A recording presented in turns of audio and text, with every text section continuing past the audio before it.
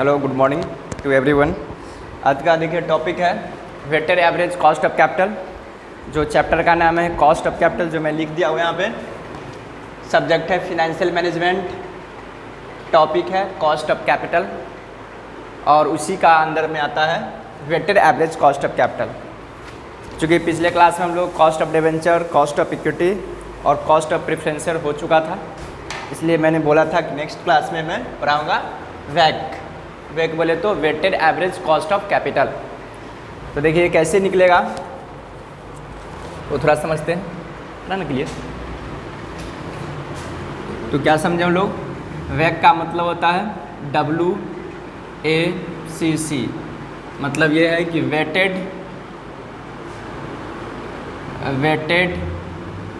Average cost of capital, यानी कि इसको ये भी बोल सकता हूँ मैं KO बोले तो ओवरऑल कॉस्ट ऑफ कैपिटल। इसमें क्या आएगा, पहले से हम लोग जब भी कैलकुलेशन किए थे cost of equity, cost of debenture और कॉस्ट ऑफ प्रेफरेंशियल। अब जब हम लोग सभी को ऐड कर देंगे, इकट्ठा कर देंगे, तो क्या होगा, weighted average cost of capital या ओवरऑल कॉस्ट ऑफ कैपिटल। क्यों? क्योंकि कंपनी तो जानना चाहेगा कि हम लोग जो भी इन्वेस्टमेंट किए तो ओवरऑल टोटल कितना एक्सपेंसेज हुई, ओवर टोटल कितना कॉस्ट हुआ। क्योंकि हम लोग इससे पहले क्या जाने, सिर्फ ओनली इंडिविजुअल जाने कॉस्ट ऑफ इक्विटी क्या है, कॉस्ट ऑफ डेब्ट क्या है। इससे पहले हम लोग जाने थे क्या, इंडिविजुअल का कॉस्ट क्या है, कॉस्ट ऑफ जो हम लोग कैपिटल जो निकाले थे, इसमें हम लोग इंडिविजुअल करके स्टडी किए थे। Cost of equity, cost of डेब्ट और कॉस्ट ऑफ प्रेफरेंसर। ऐसे कॉस्ट ऑफ रिटेन अर्निंग भी होती है, बट कॉस्ट ऑफ इक्विटी में ही चला जाता है। तो यहाँ पे जो हम लोग कैलकुलेशन किए थे, तो ये तो इंडिविजुअल था, ओनली इक्विटी का कॉस्ट क्या हुआ, यहाँ पर KD पढ़े तो कॉस्ट ऑफ डिवेंचर का कॉस्ट क्या हुआ, उसके बाद KP बोले तो कॉस्ट ऑफ प्रेफरेंसर का। बट कंपनी तो अल्टीमेटली ये जानना चाहेगी कि टोटल मेरा कैपिटल का क्या कॉस्ट हुआ। इन सभी को जब मैं ऐड कर दूंगा, इकट्ठा जब निकालूंगा इन सभी को, तो मैं बोलूँगा KO बोलिए, weighted average cost of capital, इसी को बोलूँगा मैं। अब ये नहीं कि हम लोग को क्या करना है, cost of equity, cost of डेब्ट और कॉस्ट ऑफ प्रेफरेंसर को निकाल करके ऐड कर देना, ऐसा नहीं करना। हम लोग को एवरेज निकालना है। क्या करना है, एवरेज कर देना है। क्यों? क्योंकि हो सकता है इसका रेट 10% हो, इसका रेट 12% हो और इसका रेट सपोज दैट 8% हो। तो यदि हम लोग सबको ऐड कर दें तो गलत हो जाएगा, या हम लोग क्या करें, इन तीनों को ऐड करके यदि 3 से डिवाइड कर दे, एवरेज निकल जाएगा, तो वो तो हद तक सही होगा। बट दिक्कतें क्या होगा वो ज़रा समझिए।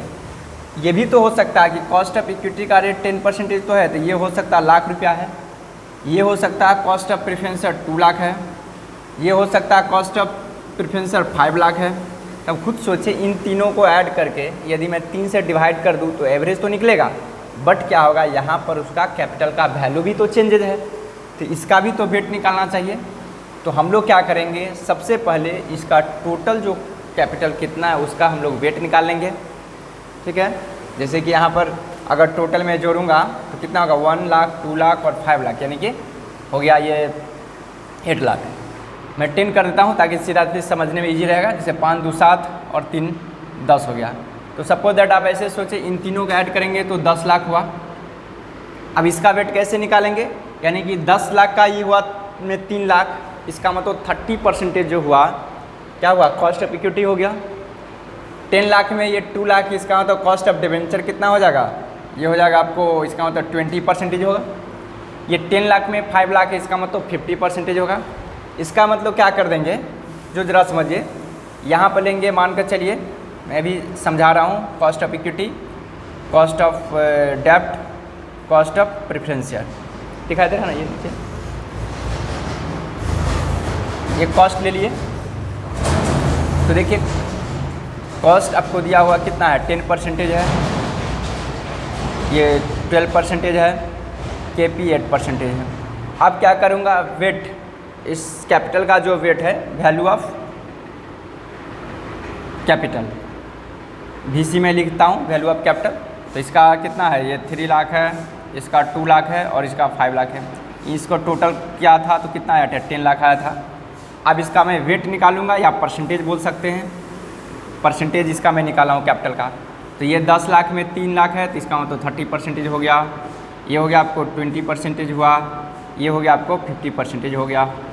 ठीक है, अब मैं क्या करूँगा, ये जो कॉस्ट आया वो और परसेंटेज को मैं मल्टीप्लाई कर दूँगा, तब निकलेगा weighted average cost of capital. क्या करूँगा मैं, इन दोनों कॉलम को मल्टीप्लाई कर दूँगा। 10 का 30% हो जाएगा ये 3%, ये हो जाएगा 12 का 20%, तो 12×24 2.4% होगा। ये हो जाएगा 8 का 50%, तो ये हो गया 4%। इन सभी को ऐड कर दूंगा तो कितना होगा, 5×2 7 4 9.4%। यही आपको कहलाएगा weighted average cost of capital. आप लोग समझ गए होंगे क्या किए, पहले बेसिक समझिए उसके बाद क्वेश्चन पे आएंगे। सबसे पहले हम लोग को क्या देखना है, कॉस्ट ऑफ कैपिटल कितना है। ये नहीं आ रहा है,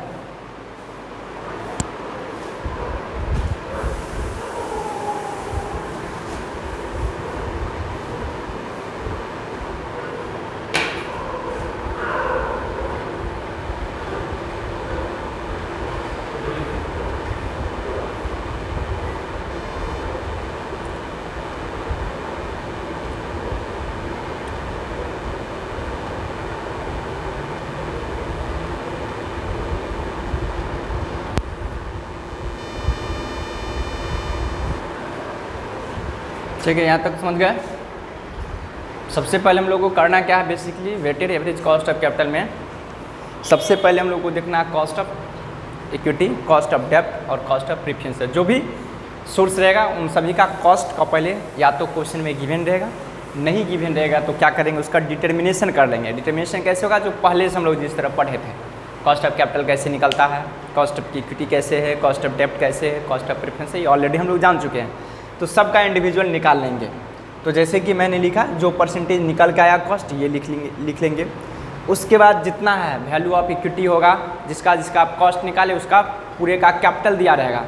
जैसे डिवेंचर का कॉस्ट निकाले उसका भी टोटल दिया होगा, प्रेफरेंसर का भी दिया होगा, उसका वैल्यू लिख लिए। उन सभी वैल्यू को मैं क्या करूँगा, ऐड कर दूँगा। अब इस वैल्यू का मैं परसेंटेज निकाल दूँगा कि मतलब इन टोटल कैपिटल मिला के 10 लाख हुआ। इस 10 लाख में आपको cost of equity share capital 3 lakh, इसका तो 30% निकला। परसेंटेज कैसे निकालना है वो देख लीजिए ज़रा। एक का जैसे निकलेगा, मान कर चलिए हम इसका निकाले तो 3 लाख का, तो कैसे निकलेगा देखिए, गुना करेंगे 3 लाख इंटू 100 और टोटल से डिवाइड कर देंगे। टोटल कितना हुआ, 10 लाख हुआ, इस 0 से 0 कैंसिल हुआ तो कितना हुआ, 30% हुआ। ठीक है, इन द सेम भी इसका भी उसी तरह निकलेगा। देखिए 2 इंटू 100 अब आई 10 लाख, ये हो जाएगा 20%। देखिए ये 5 है, इसका भी निकालेंगे 5 गुने 100 और बाई 10, 0 से कैंसिल, तो ये 50% हुआ। ठीक है, परसेंटेज या इसको वेट भी कह सकते हैं।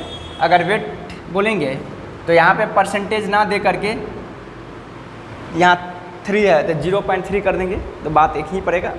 तो आप परसेंटेज में लिखिए या ये बात एक ही है। इसको आप लोग फोटो लीजिए टाइम के।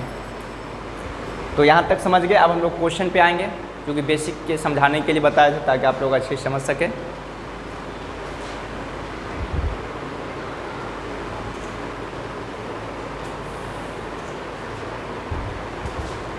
अब देखिए हम लोग क्वेश्चन पे आएंगे, इलस्ट्रेशन पे।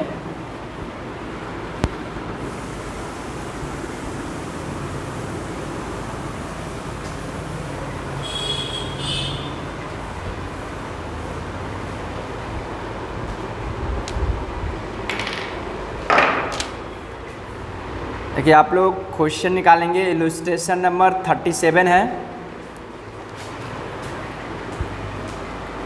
इलस्ट्रेशन नंबर 37 है। पेज नंबर 50 है। यहाँ तक समझ गए। टॉपिक का क्या नाम है, WACC, weighted average cost of capital. अब जरा समझिए, एकदम बेसिक समझेंगे। पहले तो हम लोग क्वेश्चन को स्टडी करते हैं, क्वेश्चन को पहले समझेंगे, उसके बाद क्वेश्चन को सॉल्व करेंगे। तो देखिए यहाँ पे क्वेश्चन नंबर आप लोग निकालेंगे 37, एकदम मैं दिखा दे रहा हूँ। देखिए ये क्वेश्चन है,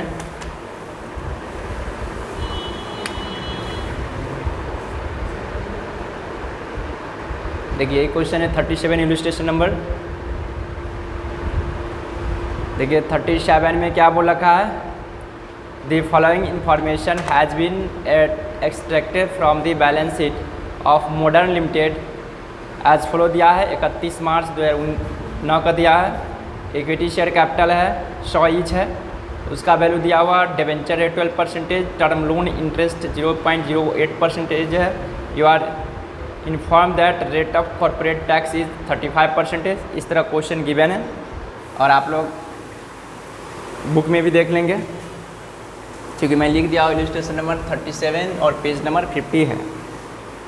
तो आप देखिए यहाँ पे क्वेश्चन है, the following information has been extracted from the balance sheet of Modern Limited as on March 31, 2009। Equity share capital दिया है 100 ईच है, 2500 लाख है, उसके बाद 12% डिवेंचर्स है 300 है, टर्म लोन इंटरेस्ट है 0.08 है 1200,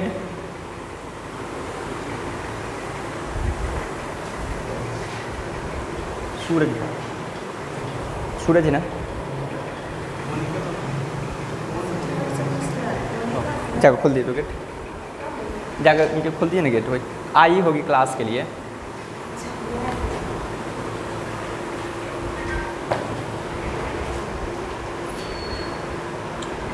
अच्छा रुकता भी नहीं यहाँ से,